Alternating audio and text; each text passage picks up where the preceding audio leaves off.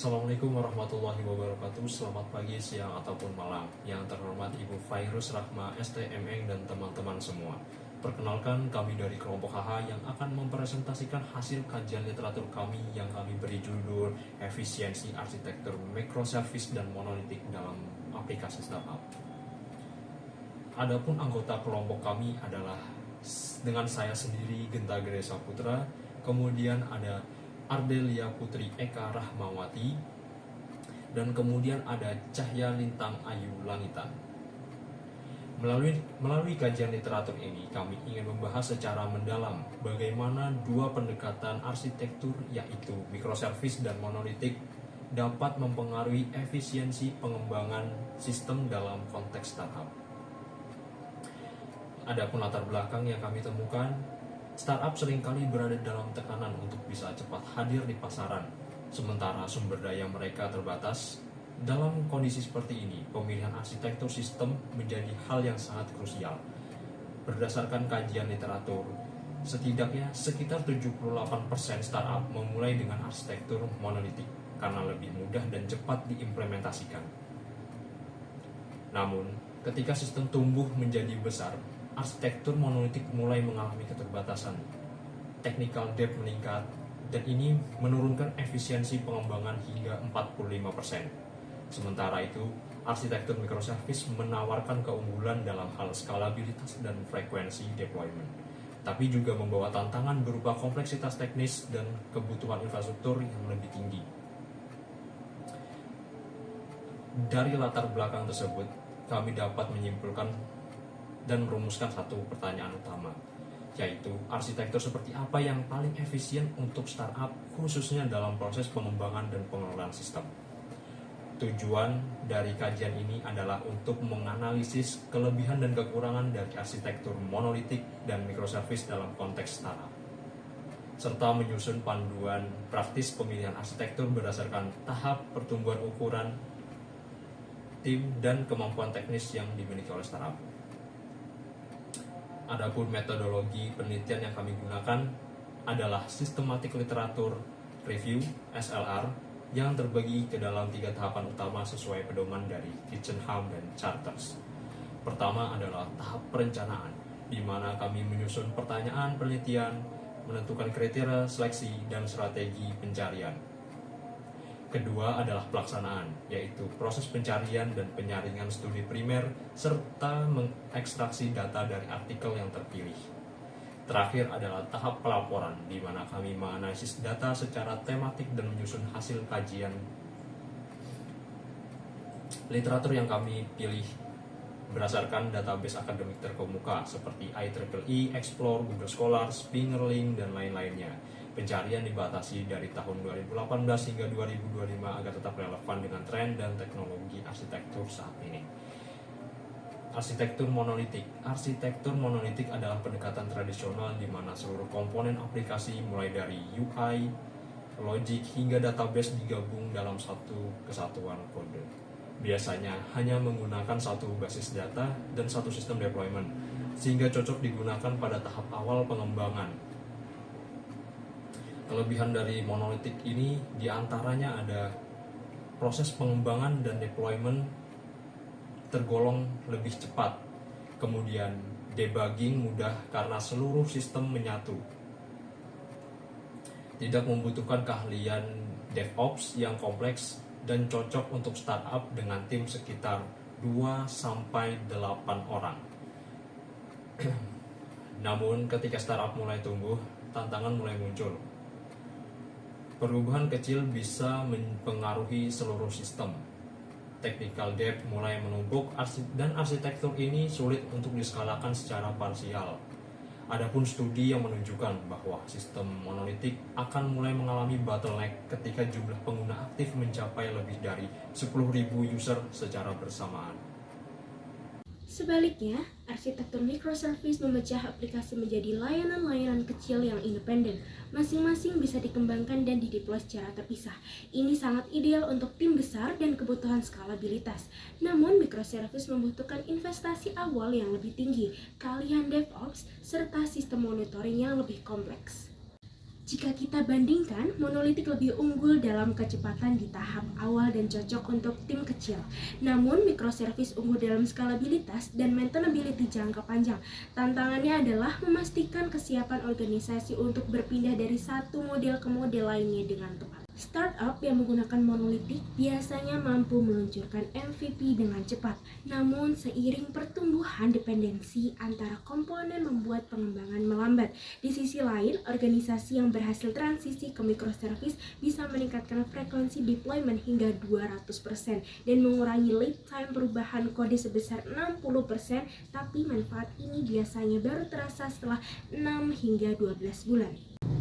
Skalabilitas juga menjadi pembeda penting. Monolitik menggunakan pendekatan vertikal dengan menambah kapasitas pada seluruh sistem, tapi ini tidak efisien saat komponen memiliki kebutuhan yang berbeda.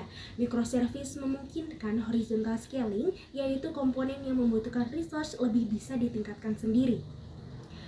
Netflix menjadi contoh sukses dalam implementasi ini, yang membuat mereka mampu melayani ratusan juta pengguna. Baik, setelah kita membahas metodologi penelitian, sekarang saya akan menyampaikan temuan utama dari kajian literatur, dimulai dari aspek pengelolaan tim dan sumber daya menjadi faktor utama dalam pemilihan arsitektur. Dalam aspek pengelolaan tim dan sumber daya, penelitian ini menemukan beberapa pola yang sangat jelas. Untuk tim dengan ukuran kurang dari 15 orang, arsitektur monolitik terbukti lebih praktis. Hal ini disebabkan karena single code base atau basis kode tunggal memberikan pemahaman menyeluruh bagi tim kecil, mengurangi beban komunikasi, dan cross-functional teams atau tim lintas fungsi dapat bekerja efektif tanpa memerlukan keahlian khusus dalam distribusi sistem. Sebaliknya, untuk tim yang berukuran lebih dari 25 orang, microservice juga mendukung otonomi tim dengan lebih baik. Setiap tim dapat memiliki kepemilikan penuh terhadap layanan spesifik mereka, pengambilan keputusan menjadi lebih cepat dan independen, serta overhead koordinasi atau beban koordinasi berkurang untuk perubahan bersifat non-cross-cutting atau tidak mempengaruhi sistem secara menyeluruh. Namun, perlu diperhatikan bahwa microservice memerlukan investasi yang lebih besar dalam hal pengembangan dan operasional sistem, observability atau kemampuan pemantauan sistem, dan logging atau pencatatan aktivitas sistem. Tim harus memiliki keterampilan tinggi dalam pengelolaan sistem terdistribusi yang seringkali memerlukan investasi peningkatan keterampilan atau rekrutmen talent ahli. Dari segi biaya, implementasi microservice dapat meningkatkan biaya operasional sebesar 30-40 pada tahap awal dengan konfigurasi tim optimal adalah 6-10 pengembang per service yang didukung oleh pengembangan dan operasi. Dengan memahami aspek pengelolaan tim dan resource tersebut, kita dapat melihat bahwa ada faktor kunci yang harus dipertimbangkan dalam memilih arsitektur yang optimal untuk startup. Berdasarkan kajian literatur, terdapat 5 faktor utama yang menentukan pemilihan arsitektur optimal untuk startup. Faktor yang pertama adalah tahap bisnis. Pada startup tahap awal, prioritas utama adalah kecepatan rilis dan iterasi cepat, sehingga arsitektur monolitik lebih sesuai karena mendukung rapid prototyping atau pembuatan prototipe cepat dan validasi model bisnis. Namun, ketika kesesuaian produk dengan pasar telah tercapai, transisi ke microservice dapat dilakukan untuk mendukung pertumbuhan yang lebih masif. Faktor yang kedua adalah ukuran tim dan keahlian. Tim dengan kurang dari 15 pengembang sebaiknya memilih monolitik untuk menjaga kecepatan dan koordinasi sistem. Sementara tim lebih dari 25 orang lebih dapat memanfaatkan microservice untuk pembagian kerja yang lebih mandiri. Namun perlu diingat bahwa kompleksitas komunikasi akan meningkat seiring bertambahnya anggota tim. Faktor yang ketiga berkaitan dengan infrastruktur dan regulasi. Microservice membutuhkan infrastruktur yang kompleks seperti service discovery atau penemuan layanan dan load balancing atau penyeimbangan beban. Namun, untuk industri dengan regulasi ketat, microservice justru memberikan keuntungan karena isolasi sistem dan proses audit yang lebih mudah. Pendekatan cloud native atau berbasis cloud dapat membantu mengurangi hambatan implementasi awal. Faktor yang keempat adalah pengelolaan beban teknis. Penelitian menunjukkan bahwa arsitektur technical debt atau beban teknik arsitektur berdampak lebih besar dibandingkan code level atau beban teknis levelnya. Sementara organisasi dengan microservice itu memberikan 49%. Faktor yang terakhir adalah performa, khususnya untuk aplikasi dengan kebutuhan latensi rendah atau waktu respon yang cepat seperti gaming dan trading. Arsitektur monolitik masih menjadi pilihan terbaik. Sebaliknya, aplikasi dengan kebutuhan performa yang bervariasi lebih cocok menggunakan arsitektur microservice. Berdasarkan faktor-faktor tersebut, penelitian ini merekomendasikan sebuah strategi yang dapat menjadi solusi optimal bagi sebagian besar startup. Strategi yang direkomendasikan dalam penelitian ini adalah pendekatan evolusioner. Pendekatan ini dimulai dengan monolitik arsitektur atau monolitik terstruktur. Data menunjukkan bahwa 78% startup memulai dengan arsitektur monolitik karena efektif untuk rapid prototyping atau pembuatan prototipe cepat dan validasi model bisnis, serta memberikan kesederhanaan pada tahap awal pengembangan. Tahap selanjutnya adalah menyiapkan migrasi ke microservice secara bertahap. Kunci utamanya adalah mendesain monolitik yang dapat didekomposisi menjadi microservice ketika kebutuhan bisnis dan kapabilitas tim telah siap. Hal ini penting untuk mencegah kompleksitas prematur pada fase awal pengembangan. Penelitian ini juga menekankan pentingnya menghindari migrasi prematur yang dapat menyebabkan beban operasional tinggi. Tim kecil belum siap mengelola sistem terdistribusi yang kompleks, dan migrasi memerlukan infrastruktur terstruktur seperti learning curve atau pembelajaran selama 6-12 bulan. Faktor utama strategi ini adalah fokus utama strategi ini adalah fleksibilitas masa depan. Startup perlu mempertimbangkan struktur organisasi sesuai Conway Law atau hukum Conway yang menyatakan bahwa sistem mencerminkan struktur organisasi, melakukan evaluasi berkala, kesiapan migrasi berdasarkan pertumbuhan organisasi dengan skalabilitas masa depan.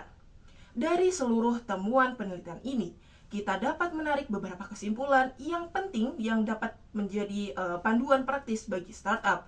Kesimpulan utama dari penelitian ini adalah tidak ada arsitektur yang cocok untuk semua kondisi.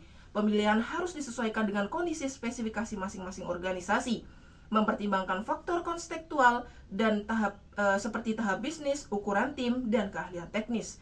Yang penting dipahami adalah keputusan arsitektur berdampak jangka panjang terhadap efisiensi organisasi. Untuk mencapai MVP atau minimum viable product atau produk layak minimum dengan cepat, arsitektur monolitik terbukti efektif untuk tahap awal dengan fokus validasi model bisnis. Monolitik memberikan kemudahan implementasi dan debugging, serta time to market atau waktu peluncuran ke pasar yang optimal, serta pencapaian kesesuaian produk dengan pasar. Sementara itu, microservice lebih cocok ketika skala dan tim sudah besar. Microservice unggul dalam skalabilitas dan pengembangan paralel, namun memerlukan kematangan organisasi dan keahlian tim teknis yang memadai. Meskipun membutuhkan investasi awal yang besar, microservice memberikan fleksibilitas jangka panjang. Kunci keberhasilan terletak pada kesadaran arsitektur dan evaluasi berkala. Startup perlu memiliki pemahaman mendalam tentang trade-off atau pertukaran keuntungan dan kerugian setiap pemilihan arsitektur, melakukan evaluasi berkala kesesuaian arsitektur dengan pertumbuhan organisasi dan kesiapan beradaptasi seiring evolusi kebutuhan bisnis. Oleh karena itu, pendekatan evolusioner menjadi jalan tengah yang ideal. Pendekatan ini mengkomunikasikan manfaat kesederhanaan awal dengan fleksibilitas masa depan, mengurangi resiko, beban teknis yang berlebihan, dan transisi yang sesuai dengan kematangan serta kapabilitas organisasi. Demikian penyampaian temuan dari kajian literatur mengenai efisiensi arsitektur microservice dan monolitik dalam aplikasi startup. Penelitian ini diharapkan dapat memberikan panduan praktis bagi para stakeholder dalam industri teknologi. Terima kasih atas atas perhatiannya. Kurang lebihnya mohon maaf, dan saya berharap temuan-temuan yang telah kami sampaikan dapat bermanfaat dan memberikan wawasan baru dalam pengambilan keputusan arsitektur teknologi. Wabillahi taufiq wal hidayah. Wassalamualaikum warahmatullahi wabarakatuh.